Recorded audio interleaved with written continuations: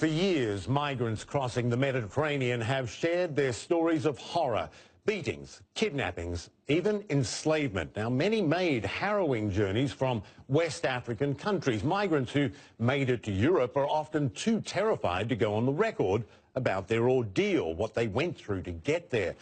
For the past year, CNN has been working to bring these stories to light. A CNN team comprising of Nimir Al-Bagha, producer Raja Razek, and photojournalist Alex Platt were able to travel to Libya to witness the true inhumanity for themselves. They got access to a migrant slave auction where men were sold like commodities. Nimir Al-Bagha joins us now live from London with the exclusive story. It is utterly unbelievable to watch your piece and imagine that this is going on in the world. Absolutely, it is absolutely inexplicable, Michael, that this is still happening, and yet it is. Take a look at what we found.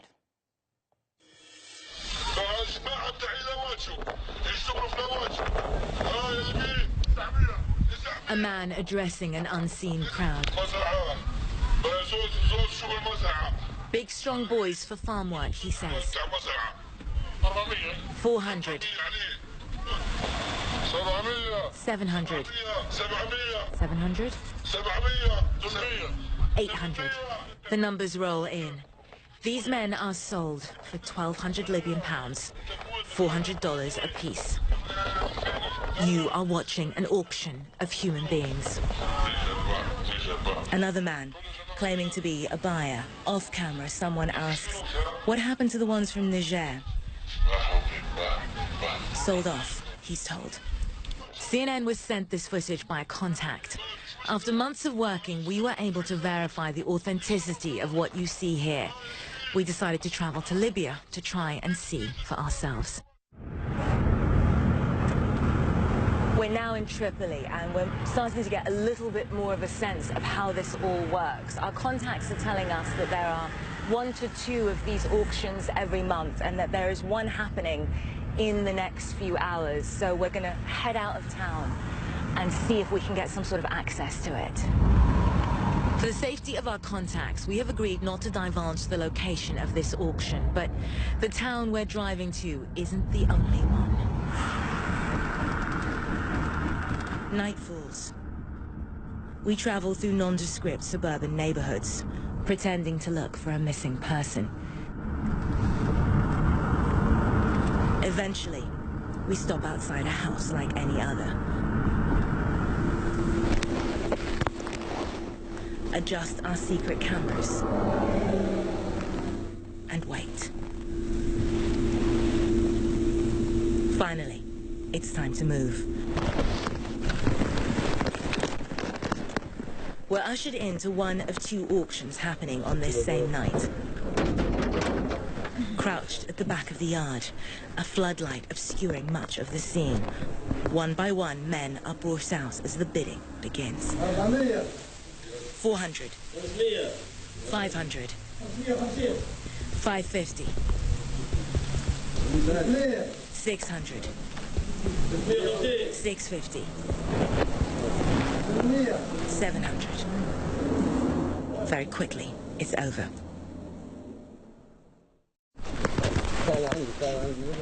We ask if we can speak to the men. The auctioneer, seen here, refuses. We ask again if we can speak to them, if we can help them. No, he says. The auction's over, we're told.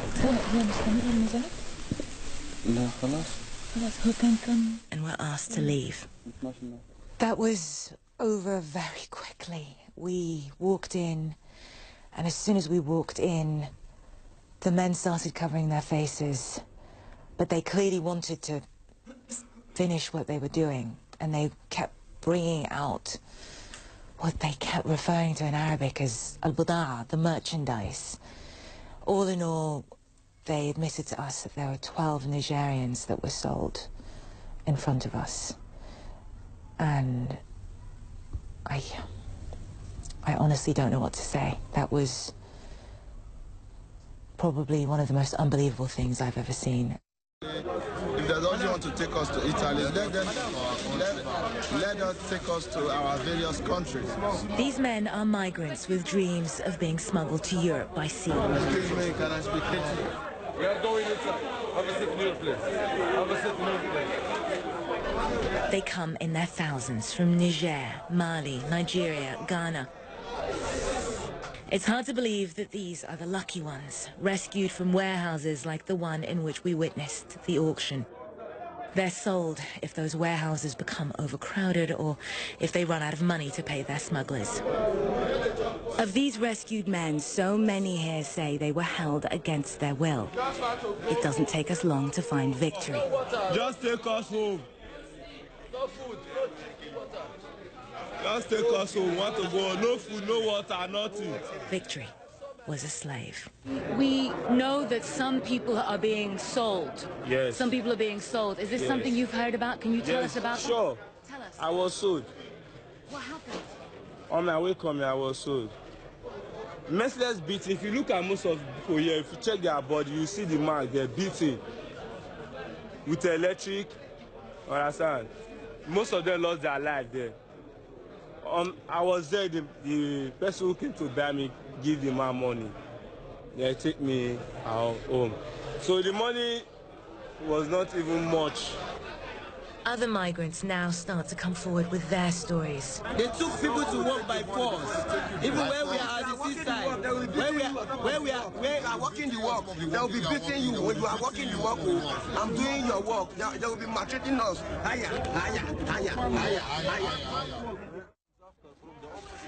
Something is out of our hands. But I promise you, I will take care of your husband and the others. Anas Al-Azabi is the supervisor here. With no international support, it's his job to look after the captured migrants until they can be deported. He says every day brings fresh heartbreak.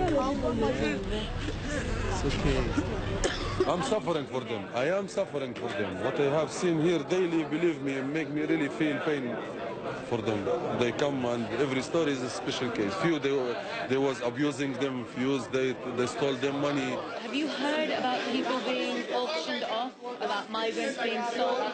Honestly, we hear the rumors, but there is nothing is obvious in front of us. We don't have evidence. But we now do.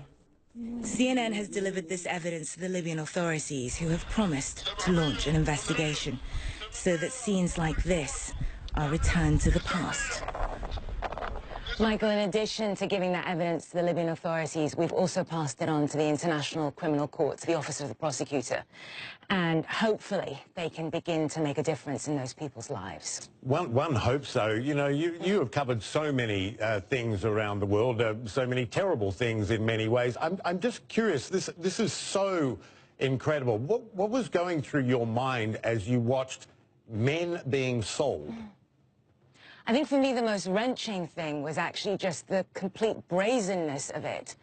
You know, you saw them, we walked in the door, we had a cover story, but we didn't have a particularly plausible cover story. It was one that if they were in any way afraid about being stopped would have given them at least cause to take a moment, but they kept going, and I think it was that casualness, that utter banality, and just the sense that these people have no other options. How are they going to get back to their home countries? How, when they get back to those home countries, are they going to be able to explain to the people who have supported them, you know, mothers, fathers, siblings, who've sold everything to help them realize that dream of Europe in the hope that that dream, once fulfilled, will raise up that whole family? How do they go home and explain that I couldn't make it to Europe? It's just faced with people who have no choice. I think that was the most heartbreaking part of it for the whole team. You know, our producer, Raja Razik, was extraordinary. Alex Platt, the photojournalist. This was really a team effort, Michael. Yeah, and a terrific team as well. Powerful, important reporting, extraordinary stuff. People selling people in 2017. Nimar Al-Bagha, thanks so much. Thank you.